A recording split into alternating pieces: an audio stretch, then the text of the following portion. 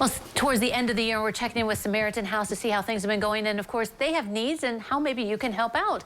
Joining us today, the Executive Director, Brandi Schroeder. And thanks for coming today. Thank you for having me. Okay, so kind of recap for us. What kind of year was it? Because we saw a lot of stress and strain during the pandemic. You guys kind of getting a little bit back to normal, everybody kind of says, you know? I would say I just checked numbers before I came in, just kind of see where we were at. So through October, we had served 203 people for the last year. And pre-pandemic, it'd be more like 250 or something. But yeah, it's definitely getting to be a little more normal in, you know, the even pace of things. Yes. As I was saying, it was kind of, it's exciting. Not that you wanted people to be homeless, but last year it's kind of empty, you know, just a few people, and it felt kind of lonely, a lonely place to be for the holiday and be in a shelter. But this year we've got 7 households living there, and there's Christmas trees back on all the floors, and it's really nice and decorated, and it's this really sweet group that we have right now anyway, and it has that excitement. Like the kids are doing crafts, and we have volunteers back in again, and there are people, you know, doing pizza nights, and I don't know, it just feels nice, like home. It feels like home, which is what we would hope that it would feel like. Exactly, so. that's what you want.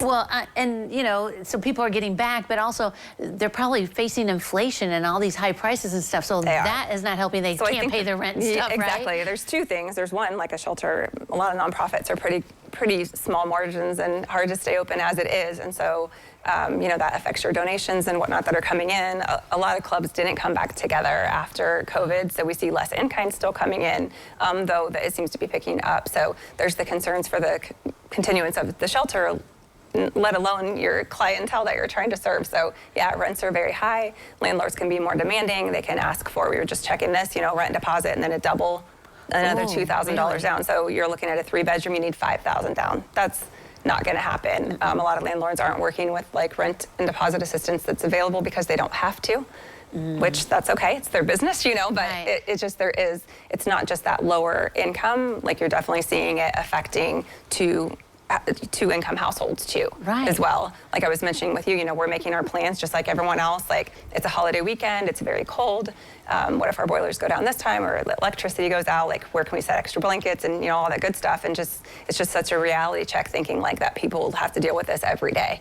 Like we are kind of stressed for a weekend and thinking it's inconvenient for our Christmas, and this is what a lot of America is dealing with. Like how do I put fuel in my tank, or how do I keep the house warm, or what do I eat, or you know, and so I think it's humbling. Right. Yeah.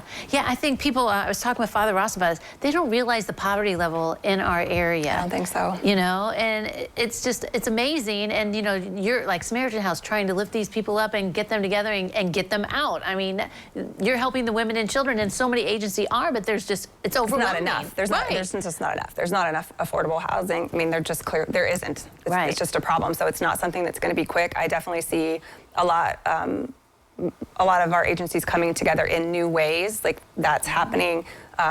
People that were never part of that conversation because they didn't need to be are now coming to that table.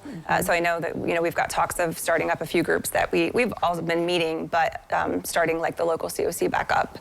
Just really trying to work together, because you're seeing a lot of people experiencing homelessness, but a lot of older population. Well, there's a lot more issues with that too, and there's not enough housing. There's not enough housing. I think a lot of older people too, you thought that you had enough income to stay in your home, but when things go up, then the value of your house goes up, now your insurance went up and your taxes go up, and they're finding that they aren't able to maintain their homes either.